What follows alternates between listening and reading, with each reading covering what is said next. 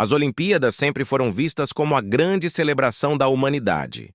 Mais do que um evento esportivo, elas carregam o peso de simbolizar união, superação e a busca pelo impossível.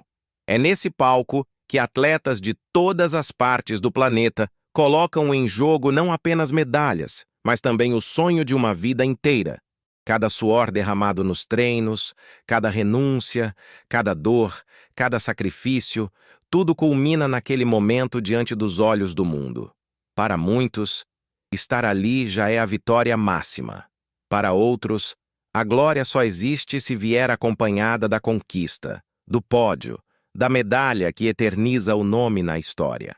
Mas a verdade é que, por trás da festa, existe sempre o risco. A linha entre o triunfo e a tragédia pode ser tênue, e alguns sonhos olímpicos acabaram se transformando em pesadelos que ninguém jamais esqueceria. Em fevereiro de 2010, o frio intenso do Canadá recebia as Olimpíadas de Inverno em Vancouver. A cidade estava em festa, pronta para exibir ao mundo sua beleza, sua organização e a atmosfera mágica que só os Jogos podem proporcionar.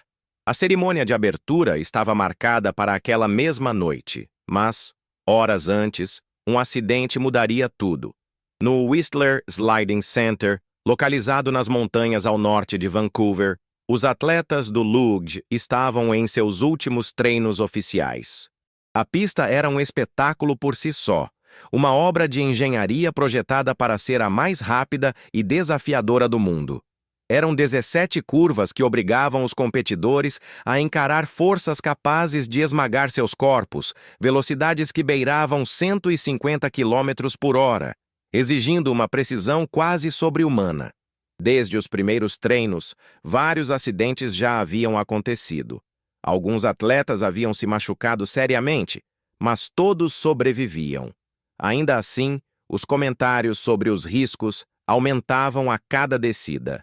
Entre eles estava Nodar Kumaritashvili, um jovem georgiano de apenas 21 anos. Para ele, chegar àquela Olimpíada já era uma vitória. A Geórgia não possuía grandes centros de treinamento nem tradição no esporte. Seu pai havia sido atleta de luge e transmitira a paixão ao filho, mas com recursos limitados, Nodar treinou durante anos em condições improvisadas. O sonho olímpico parecia distante, quase impossível. Mas ele não desistiu. Lutou contra todas as dificuldades e, com o apoio da família, conseguiu o feito de estar ali, pronto para representar seu país no maior palco esportivo do planeta. O orgulho da Geórgia era enorme. Naquele dia, Nodar ajeitou o capacete, deitou no trenó e partiu. A descida começou bem. Ele dominava as curvas iniciais com segurança, ganhando velocidade a cada segundo. A multidão assistia em silêncio, enquanto os monitores mostravam em tempo real a impressionante marca de velocidade que o jovem alcançava. Ao se aproximar da parte mais perigosa do trajeto, já ultrapassando os 140 km por hora, um pequeno erro de direção foi suficiente para mudar tudo. O trenó perdeu estabilidade, bateu contra a parede e, em frações de segundo, Nodar foi lançado para fora da pista. Seu corpo atingiu em cheio uma coluna de aço sem acolchoamento. O impacto foi brutal, impossível de resistir. Médicos correram até ele, mas não havia nada a fazer. Poucas horas antes da cerimônia de abertura, o jovem atleta foi declarado morto. O mundo inteiro assistiu à tragédia. O vídeo do acidente correu às televisões e a festa da abertura, que deveria ser marcada por alegria, foi tomada pelo luto. A organização, pressionada, fez modificações emergenciais na pista, aumentando as paredes de proteção e adicionando barreiras de segurança. Mas a pergunta que ecoava era inevitável. Até que ponto vale arriscar vidas em nome da velocidade e do espetáculo? A morte de Nodar marcou profundamente aquelas Olimpíadas e abriu um debate global sobre a segurança dos esportes de inverno. 14 anos antes, em julho de 1996, o cenário era outro.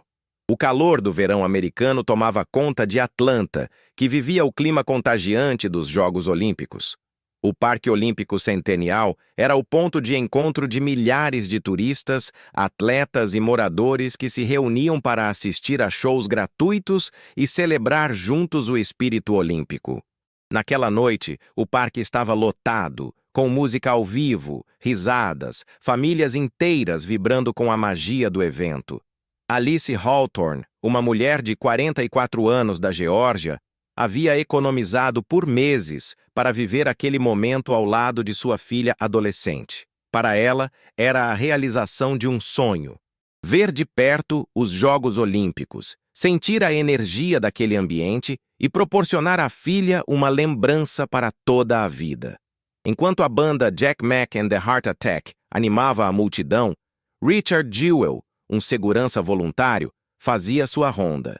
Ele percebeu uma mochila abandonada perto de uma torre de som. O instinto falou mais alto. Ao verificar o conteúdo, descobriu que se tratava de uma bomba caseira com temporizador. Jewell começou imediatamente a evacuar a área, pedindo calma e tentando afastar as pessoas. Mas o tempo não foi suficiente. Às 1h20 da madrugada, a bomba explodiu.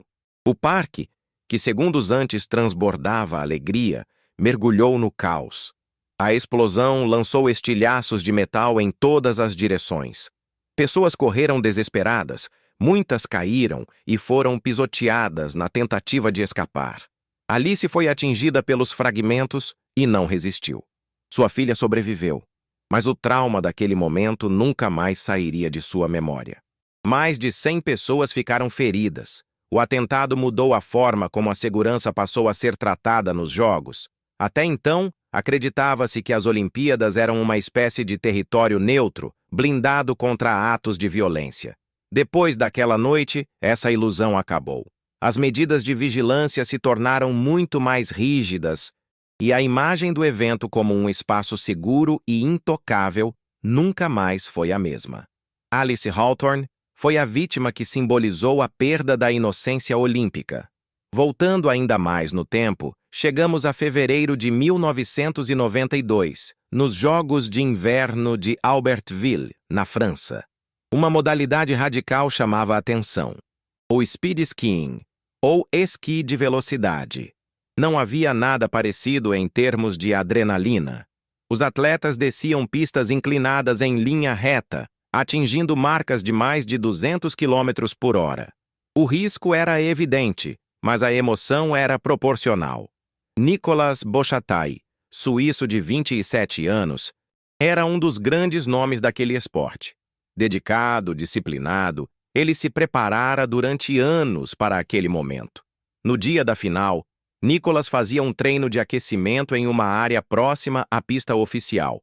O dia estava perfeito, sol brilhando, neve ideal, tudo indicando que seria um espetáculo. Mas o destino tinha outros planos. Em uma descida, Nicolas pegou um pequeno salto. Ao aterrissar, estava exatamente na frente de uma máquina de manutenção da neve, um snowcat. A colisão foi inevitável. O impacto foi tão violento que o matou na hora. A morte de Nicolas foi um choque não apenas para a equipe suíça, mas para todo o mundo esportivo. O speed skiing, que já era considerado perigoso demais, foi imediatamente retirado do programa olímpico. Nunca mais voltou.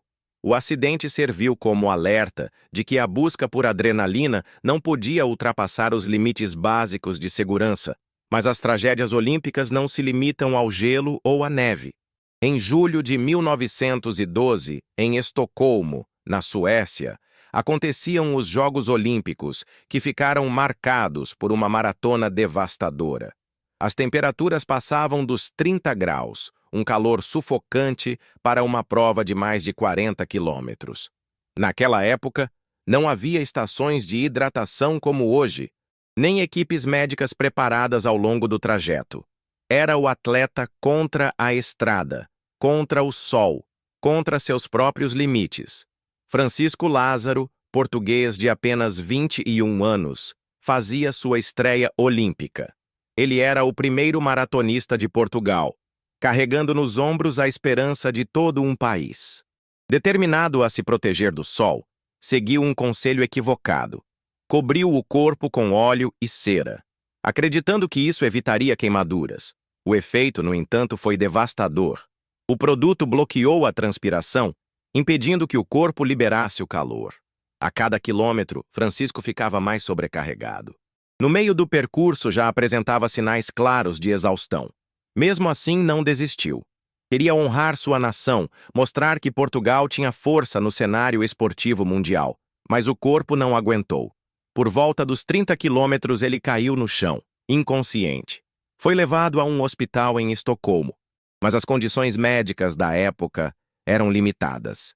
Francisco morreu na manhã seguinte. Sua morte causou grande impacto e fez com que as maratonas passassem a contar com pontos de hidratação e maior atenção médica. Hoje, pode parecer básico, mas naquela época não havia sequer a preocupação com isso. Francisco se tornou herói nacional em Portugal, lembrado não apenas pela tragédia, mas pelo pioneirismo e pela coragem. Por fim, chegamos a Roma, em 1960. O sol castigava com temperaturas acima dos 40 graus quando os ciclistas alinharam para a prova de contrarrelógio por equipes, uma das mais desgastantes do programa olímpico. 100 quilômetros de esforço contínuo, quase 3 horas pedalando sob condições extremas. A equipe dinamarquesa era considerada forte candidata à medalha, e entre eles estava Knut Enemark Jensen, um jovem de 23 anos. Ele havia se dedicado intensamente, treinado no frio rigoroso da Escandinávia, sonhando em brilhar no calor italiano. Mas naquela manhã, o corpo dele não resistiria. Durante a prova, Jensen começou a mostrar sinais de esgotamento. Ainda assim, insistiu em continuar, até que, em determinado momento, simplesmente caiu da bicicleta, desabando no asfalto quente. Ele bateu a cabeça com força e foi levado ao hospital em estado crítico. Horas depois, faleceu. A morte de Jensen gerou enorme discussão. Muitos acreditam que ele teria usado estimulantes, prática comum na época, mas o calor extremo e o esforço físico já eram suficientes para explicar o colapso. O fato é que a tragédia marcou os Jogos de Roma e deu início a uma maior preocupação com os limites humanos em provas de resistência. Essas 5 histórias são lembretes dolorosos de que as Olimpíadas, apesar de representarem união, festa e glória, também carregam riscos imensos. São vidas que se perderam em busca de um sonho, em meio à celebração do espírito humano. E, paradoxalmente, foi graças a essas perdas que medidas de segurança foram implementadas, salvando incontáveis outros atletas ao longo das décadas. No fim, a mensagem que fica é clara. A busca pela glória pode inspirar, emocionar e unir nações inteiras, mas nunca deve nos fazer esquecer que por trás do espetáculo estão seres humanos frágeis, vulneráveis, sujeitos ao acaso. O sonho olímpico é grandioso, mas também pode cobrar o preço mais alto de todos.